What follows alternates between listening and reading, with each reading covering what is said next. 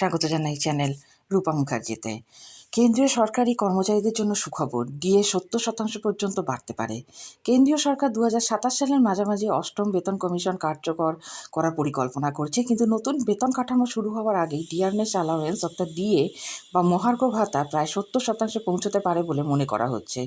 সাধারণত কেন্দ্রীয় সরকারি কর্মচারীরা বছরে দুবার ডিএ পান, মার্চ ও অক্টোবর মাসে, কিন্তু কমিশনের প্রস্তাব অনুসারে নতুন বেতন কাঠামো চলমান না হওয়া পর্যন্ত 3বার ডিএ বৃদ্ধি হতে পারে, ফলে মোট ভাতার হার 70%-এর কাছাকাছি দাঁড়াবে। বর্তমানে সপ্তম বেতন কমিশনের নিয়ম অনুযায়ী তাদের ডিএ 58%, বছর পর সাধারণত এগুলো 2 থেকে 4% করে বাড়ে। মার্চ ও অক্টোবরে কিস্তির পর আগামী মার্চ পর্যন্ত ডিএ হয়তো 60 থেকে 70-এর কাছাকাছি পৌঁছতে পারে। যদিও এই বৃদ্ধির বিষয়ে কোনো আনুষ্ঠানিক সরকারি ঘোষণা এখনও নেই, বিভিন্ন কর্মচারী সংগঠন আশাবাদী যে ডিএ বেশ কয়েক দফায় বাড়বে।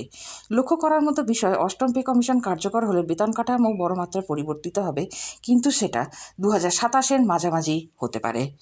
আবার কোনো আপডেট থাকলে আপনাদের সাথে শেয়ার করব। দেখা হচ্ছে পরের ভিডিওতে। ধন্যবাদ, নমস্কার।